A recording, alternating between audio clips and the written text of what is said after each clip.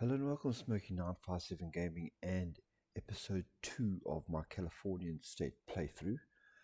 Now, between recording episode 1 and episode 2, a bug crept into my game, which meant that instead of getting the election kickoff on the 20th of June, I instead got this event, which basically skipped the entire election process but didn't change the president and effectively locked me out of creating the Californian state. So I was forced to replay the game. It took me 4 replays. This is the closest I could get to the original with only 2 differences. That being, I have 13 extra army experience. That is purely because the Nevada crisis took me about 3 extra weeks to resolve, and then I also got the West Tech manufacturer from my scavengers. Otherwise it is the same. The only other thing that I've changed is I've decided to, because these bunkers are taking longer to construct than I expected, I have decided to build some infrastructure just up to level 5 in all the areas where there are resources, as when I change over the California state I will lose quite a bit of manpower and resources in doing that. But without further ado, let's get started. I'm going to carry on my focus tree with gun runner licensing. With militia training completed, I am going to be carrying on with the Pioneer kit so I can get better equipment for my Special Forces units. And primitive radio is finished, so it is time for me to work on my next research one, which is simple circuitry. And now that carbine struts is finished researching, I want to work on lightweight metals. I've decided that for the meantime I won't do any transport gliders or strategic bombers or combat blimps. I'm going to keep it nice and simple, just some air superiority and some close air support for now. And the national focus gun runner licensing is finished. Now it's time for me to move on to Ranger Leads the Way, and I'll get the technology Ranger Leads. And dedicated equipment is finished, so now I want to move on with local workspaces so I can get some more recruitable population, maximum factories, and factory output. And the focus Rangers Lead the Way is finished, so next I will be doing military march, and Ranger Leads the Way is another Californian buff. Yes, Ranger Leads. So all Special Forces reconnaissance plus 100%. And Pioneer kits have been researched, so now I want to get, only seems right to go for light machine gun. Still not using my army experience until I've updated my templates, and let me start producing the Pioneer kits for my Special Forces units. And the first battle for Hoover Dam has started with Mojave territories against Caesar's Legion. It is a border conflict, so even though I did move my 1st Division across to Hoover Dam, I won't actually be able to participate in it, but at least I'll be able to see how the whole border conflict goes, which will be a little bit nice. And the old World War has held, so the Caesar's Legion lost that border conflict there. No surprise considering the amount of troops even just Mojave has present there. So I'll be bringing my troops Yes, I'll bring my troops back to, let's actually select something for them to actually guard there, and just have them watching out for the bunkers for now. And the very next day, military march is completed, so now it's time to get some blasts from the past and get 75% research bonus for my demolitions technology. And that is a blast from the past completed, so now it's time to get Ranger can openers and the added technology Ranger can openers. And finally, the election process for 2278 has started. So, the best form of government. Major Hayes is still standing up for the common man and the Californian dream, in contrast to Murphy's populism and Kimball's nationalism.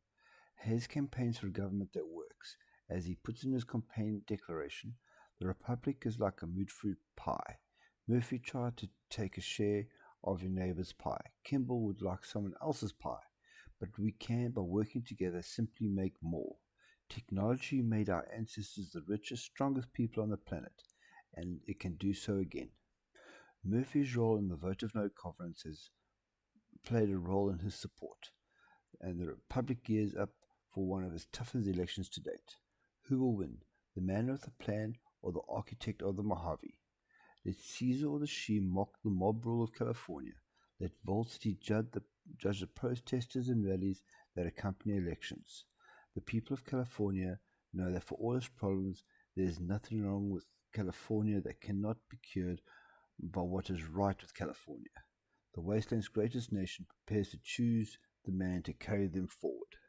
So either, if you're doing the election, you can go with for Kimball and California, or you can go Happy Days with Hayes.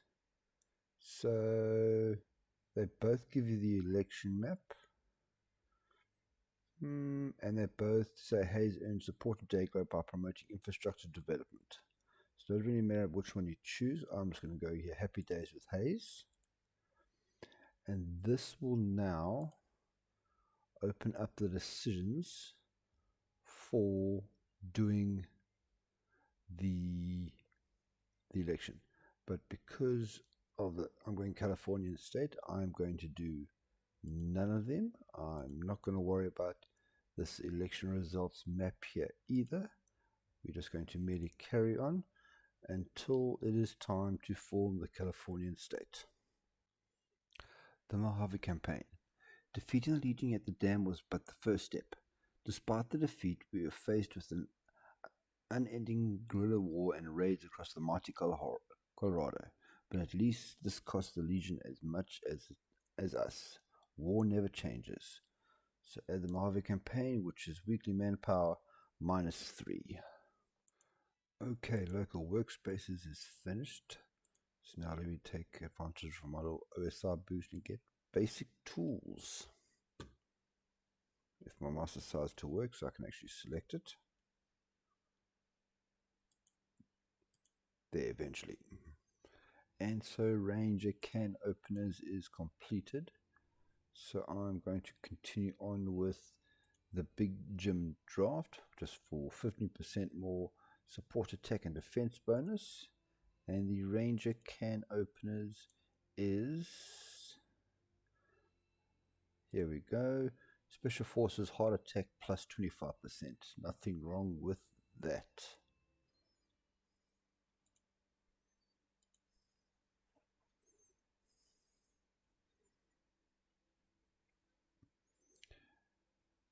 And I have finished upgrading to the light machine gun, so now I'm going to use that 75% bonus to get another thing that just feels right, and that is frag grenades.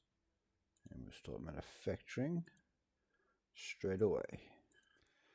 And with the Sky Reaver, the New Vegas declaring war on the Sky Reavers, I thought maybe it's time to show what's been happening around us. So the 215th won this the wheel war, so I've taken all of that there, and they are currently at war with the Vipers. New Reno has taken out the Yakuza, and Maxek is still busy with the war with Arroyo. And of course, she joined the NCR faction. That's everything really interesting that's been happening around us. Alright, so Lightweight Metals is finished researching, so time for another jump and straight into Cass. 165 days for my monoplane attacker. The Big Jim draft national focus is finished, so now I am going to get heavy artillery, which is basically the NCR's version of mini nukes, and it is damn impressive. Okay, simple circuitry is finished, so now I'm going to move on with, let me get radio first. And my fragmentation grenades are finished researching, so now I want to upgrade some things, starting off with focus fire for my anti-tank weapons. And again, start production straight away. And the NCR's heavy artillery is finished. So now let's go for Soldiers of Seth. Let me show you what the artillery shells are all about. They're up top here, they're shell batch. So it gives you access to 105mm shells, which you can use for close air support, strategic bombing, and nuclear strike. Now what that means in real terms is you now have an option here, deploy the cannons, which gives it a very nice offensive and defensive boost for 15 days, but then afterwards you troops will get an exhausted debuff for 28 days. It is something that we have to actually manufacture, just like the rockets, as you can see here, from vanilla Hearts of Iron 4. So I'm just going to put 5 factories on there for now, and you can see the resources even here has put me under strain immediately. And that is basic tools finished, so I'm going to go all the way back to the bottom and get metal working for some more construction speed. Okay, focus fire is finished, so now let me boost my stims with some refined mixture. And with 27 days to go until election day, the Soldiers of Seth are finished. So I'm going to do the last one here of this army buff group just in time to get another 15% more attack and defense for my demolitions. And Seth ranges are what? Let's have a look. Of course, the last one. So we have Special Forces, Defense, Soft Attack, and Hard Attack all go up by 5%. And the radio has finished being researched. So now let me get some frequency analysis for an extra 0.5 decryption on my enemies. And so we come to the real meat and potatoes of this episode, the start of the Electoral Deadlock. So 3 things I want to point out. First of all, even though I have chosen other candidates but done nothing in the decision tree to change it, Kimball is still triumphant. So if you are playing the NCR and you want to keep Kimball in power, you literally have to do nothing because it'll just carry on going. Secondly, what I want to point out is this lovely tree over here is all about to disappear. So up until this point, you could have played your NCR game any way you wanted to, but from now on, all this is gone, and we are going to jump straight down to Electoral Deadlock down here. So, yeah, you could have played the game any way you wanted to up until now, but now becomes the important steps of actually forming the Californian state. So, the fate of democracy, and so the people of the NCR have, through the senators, chosen a new president. Who shall it be? We are going to go for, looks like the ballot was confusing, which means we get the electoral deadlock in the NCR. At first, many waited with great enthusiasm and unease for the results of the ongoing election in the new California Republic to be announced. It has seemed as though all certainty has vanished, save for the tacit understanding that the destiny of the Republic would be enshrined, and that the will of the people would be recognized as it always had. And yet, as the election drew on, a great and terrible sense of trepidation began to dominate the general character of New California. The general anxiety was horrible, and over the desert loomed a spectre of imminent and physical danger. Night swept by, and the apprehension became a source of public nuisance for those who pretended to sleep. Each day the Senate blinkered, and votes shifted like desert sands in the wind. Still, a majority inevitably failed to manifest, and the bickering continued. As time passed, it became abundantly clear that the new California had, for the first time in its history, faced an absolute electoral deadlock. Our republic may be swallowed by strife. So we have completed the focus, electoral deadlock, which, let me show you now. As you can see, everything else has disappeared above, and we now only have this chain to go down towards creating the new Californian state. A grand Hayes outing. Grancy Haynes was not having a good day. First, not only was he slated with exactly the same amount of votes as the tax whale Kimball and the Freeman stooge Allgood, but now he had been informed that due to electoral imbalance, the election was now at a deadlock, a first in NCR history. So to make a bad day slightly better, Hayes had his secretary take the week off, but one of his many advisors in charge until further notice, and began leaving town. Although being the mayor of Deglo was a very boring and tedious job, he learned a very important development while sitting in a council meeting. Apparently a ghoul had been caught wearing Enclave gear and was pleading his case that he had found a pre-war Enclave bunker stacked to the brim with valuables, giving each member a crude map of how to get it. Hayes, while having interest in following up on the matter, was outvoted by the rest of the council, who had the ghoul committed to the old ghoul's home. Now, however, with a failed election, he could take some time off and relax. Let the insolent fools deal with their election. He had a bunker to find. Once he reached the spot, he stepped out of his mayoral conveyor blitz and began reopening the door to the bunker.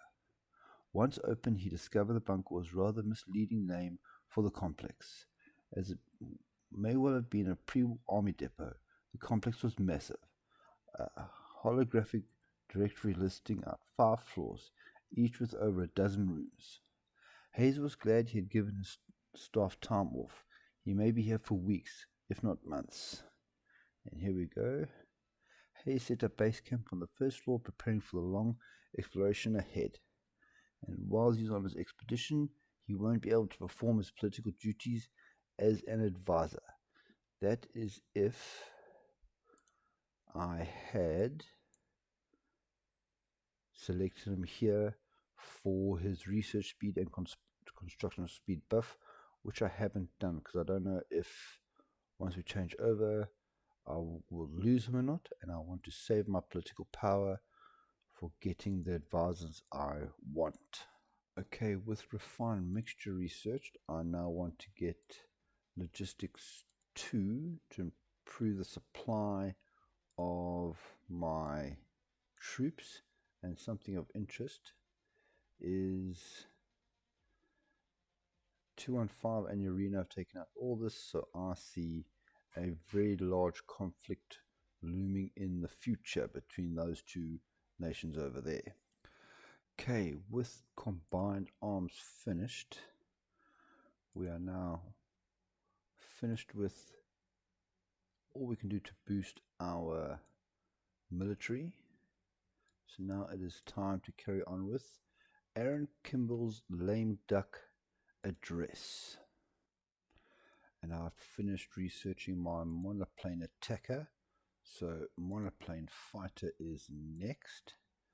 And let me produce as many of my secret air force as I possibly can before the Californian State is established. And that's frequency analysis completed. So now let's get polyalphabetic ciphers for some encryption of my own intel. And Eureka has asked to join the NCR. I'm going to say welcome aboard. I don't know if they will still be my allies once we go to the California State, but it'll be interesting to find out. So welcome aboard, and Eureka has joined the NCR. And polyalphabetic ciphers is finished researching. Now, this is just a bit too far ahead for my liking, so I'm going to do radio detection, even though I already do have a radar station in Shady Sands area. I'd rather just do that one first. And the lame duck address has been finished, so let's have a look here. The President of Necessity. Congress grew hushed and silent as Aaron Kimball neared the podium. For 30 days since the election, the Senate had been unable to agree to a new president. For 30 days, Aaron Kimball had clung to power. Every senator knew he was a lame duck doomed to be replaced. No senator knew who the replacement would be. Senators, we find ourselves in a crisis never seen before in our fair republic. Corruption and a hunger for power has tainted this Congress and have rendered it unable to elect a new president to lead the republic forwards. For 30 days you have deliberated without success. Deals have been struck and abandoned. Dirty money has run amok. Excuse me.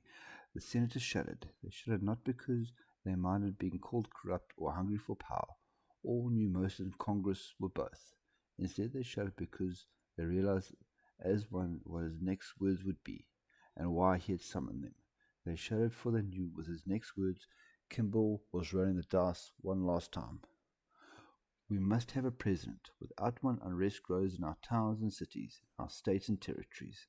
Our enemies across the wasteland and within our borders have already begun plotting against us in our moment of weakness.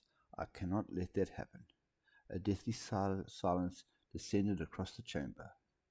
But by the power invested in me by Congress, I will remain the President of the Republic until a fresh election can be held and a new candidate agreed.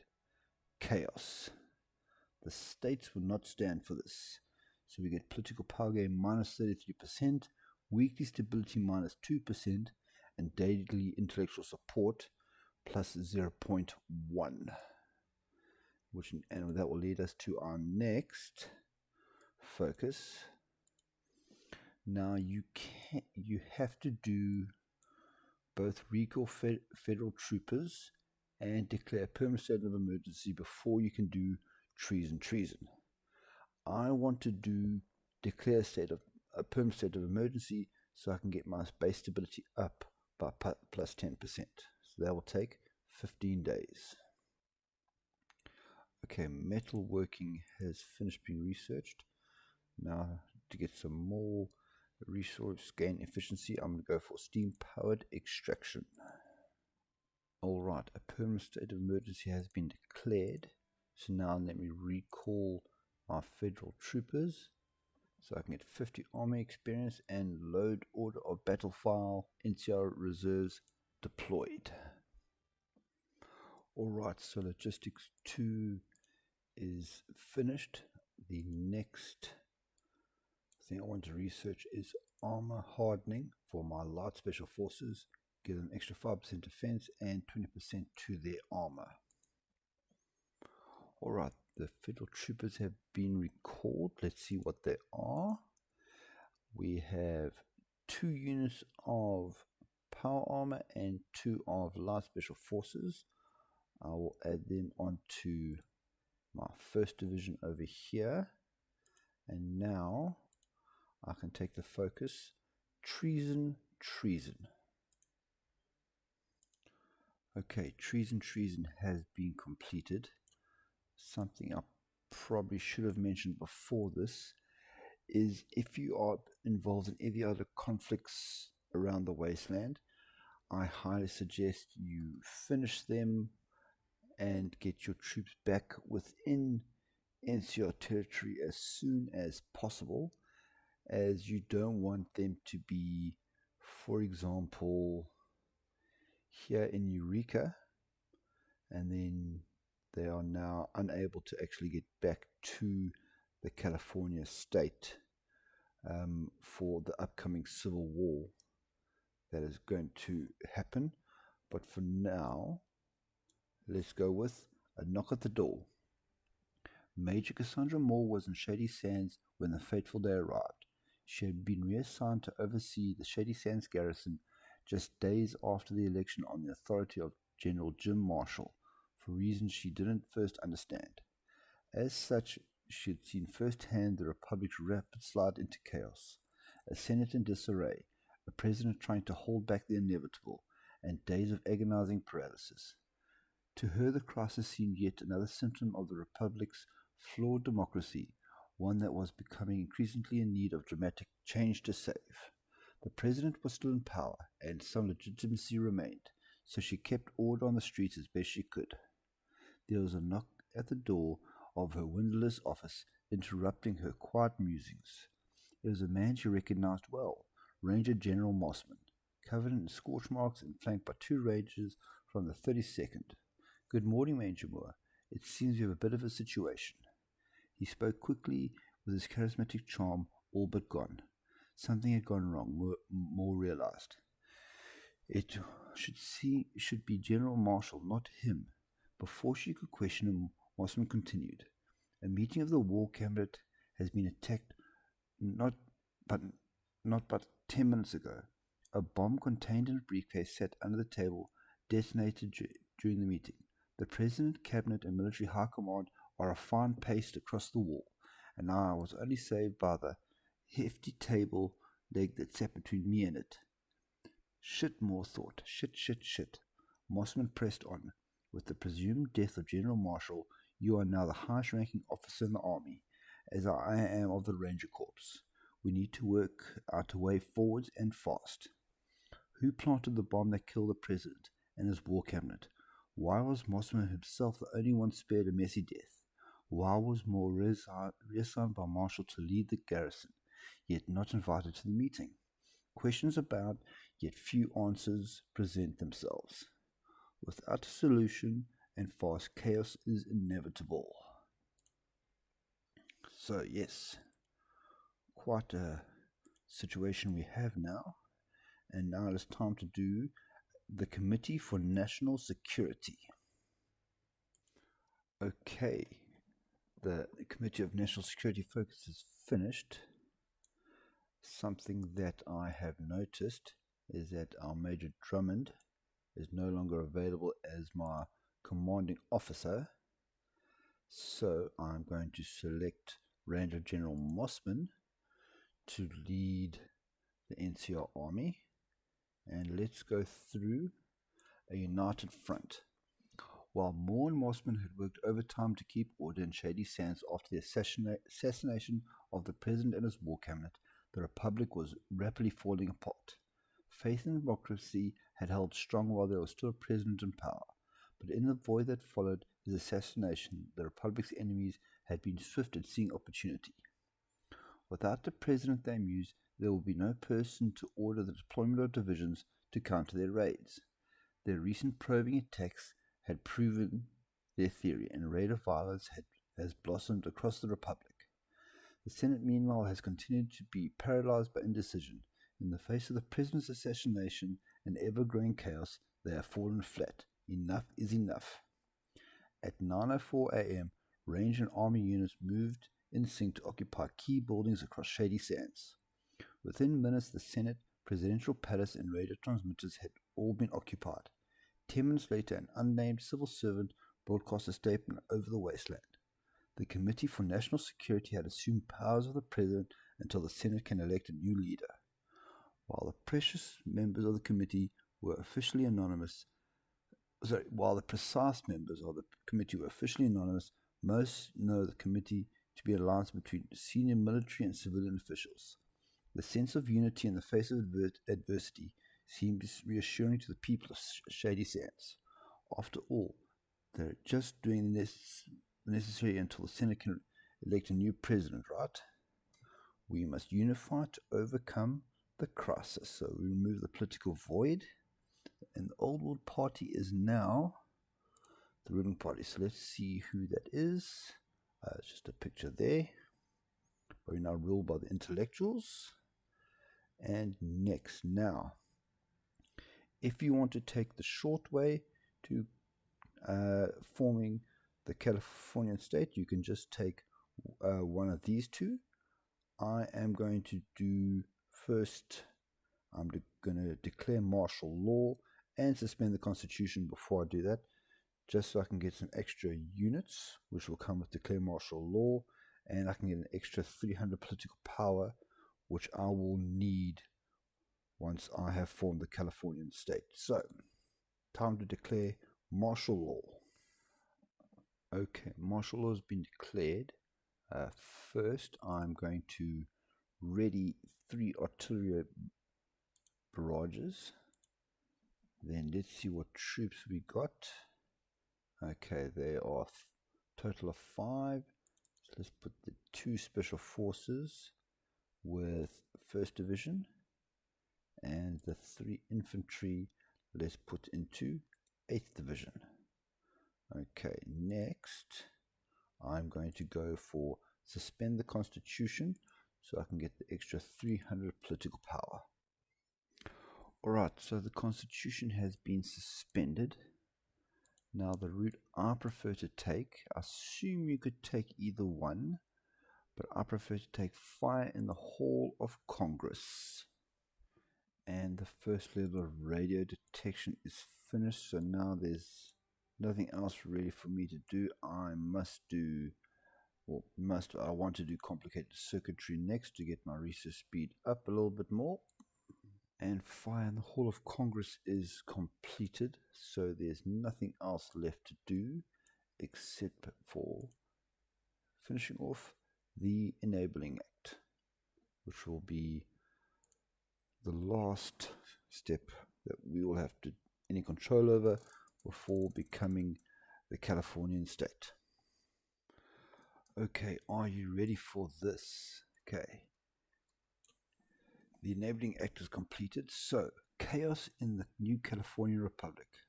Sparked by an inconclusive Senate and presidential election early in the year, the NCR has been thrown into complete chaos as a coup has been launched against the crippled Senate. Led by members of the military and civil service, the coup's ringleaders have declared a Committee for National Security, citing the need for political stability in the face of the Republic's many internal and external foes. While initially promising fresh elections, hope for a return to democracy evaporated after they signed into law the law to remedy the distress of people in California. The decree effectively abolishes the federal foundations of the NCR, centralizes power in Shady Sands. The governments of Boneyard, Deglo, and Redding were quick to denounce the decree as illegitimate and labeled the committee's assertion to power as little more than a military coup. But if the Republic is to survive, perhaps the time has come for a leader. The states must be brought to heel. And there we have it. So, we have now the Californian way has split away from the NCR, and we have lost about 10,000 manpower, 16 army workshops, and 20 odd civilian workshops, and I'm not exactly how much, but I estimate, I think we're at 50 something, so we've lost probably, let's say 15 units of infantry. Okay, but next, and to the republic for which it stands. After the chaotic assassination of the president and his war cabinet, Mossman's assertion to chairman of the Committee of National Security to fill the political vacuum came as a relief to many across the republic. It seemed the chaos was over, and soon a new president would be elected. But others wondered why the Rangers should run the nation. Murphy and the followers led protests for human rights, and reports of Legion spies among the demonstrators only proved the pacifists could not be trusted. The latest intercepted communiques made it clear. Murphy was conspiring to overthrow the committee. Mossman had no choice but to act, but Moore was unconvinced. Arresting the governor of the Boneyard might only inflame the opposition. What to do? Okay, now, this is crucial. Okay, not about a tyranny, right? This will we will swap governments over to the Californian way, which we don't want to do. So to form the Californian state, you must go. Moores tries to warn Murphy. Okay, we get Moore's failure. Despite her best efforts, Mossman's Rangers tried to arrest Murphy, but all they managed to do was kill him and several of the Boneyard's leaders. The Boneyard was now in the hands of fanatics who want to level all the Republic has accomplished in the name of unity, and Mossman is the one who set the blaze. Now the anarchists of the Boneyard are radically behind a follower. Well, that's a problem. Okay, so Orgel Murphy has died. Bill Calhoun has become the leader of the People Party. He's well-liked ethnic negotiator. Okay, and we complete some more focuses, it looks like. Yes, okay. The Bastion of Liberty. With the South divided between the followers and Moore's militarists, many forgot about Reading, and why not? The NCO had ignored the riches of the North for years, leaving it to develop on its own.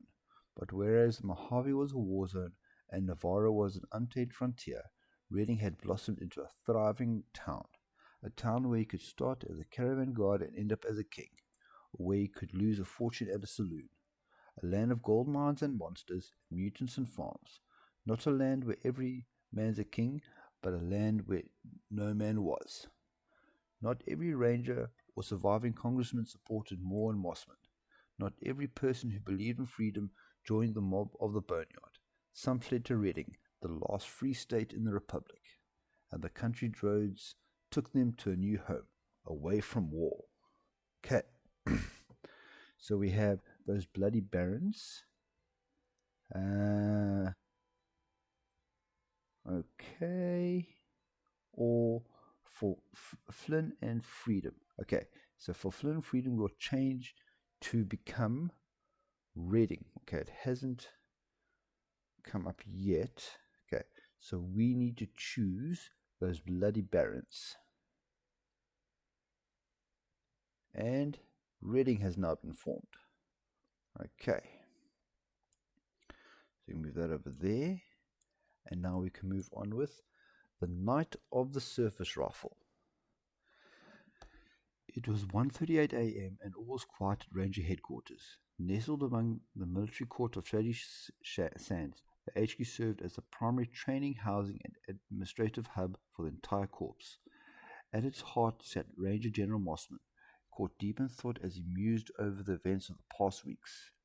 Alongside Moore, he had done what was necessary to contain the ongoing crisis.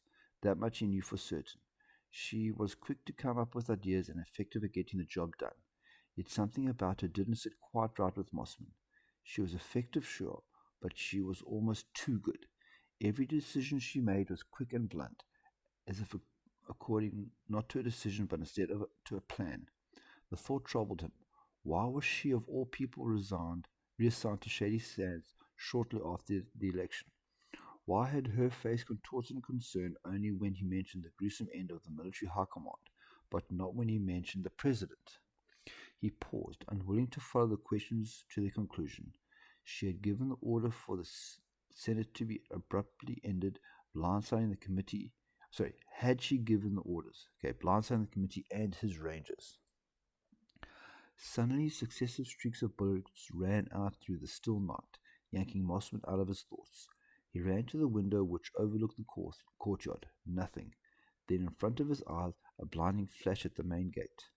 The headquarters piercing alarm switched on as Mossman watched as two great steel gates collapsed inwards amidst a cloud of smoke. A second later, figures poured into the flooded courtyard clad in sand-brown trooper gear, the armor of the Bajau veterans freshly redeployed 2 days ago at Moore's behest.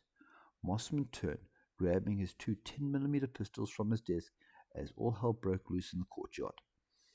If he could just reach the barracks, he might yet organize a successful defense before Moore's troopers could capitalize on their surprise. Curse her. She was behind it all, or merely seizing the opportunity. He ran out of his office and down the stairs. I must rally the troops and bring her to justice, he thought. It was too late.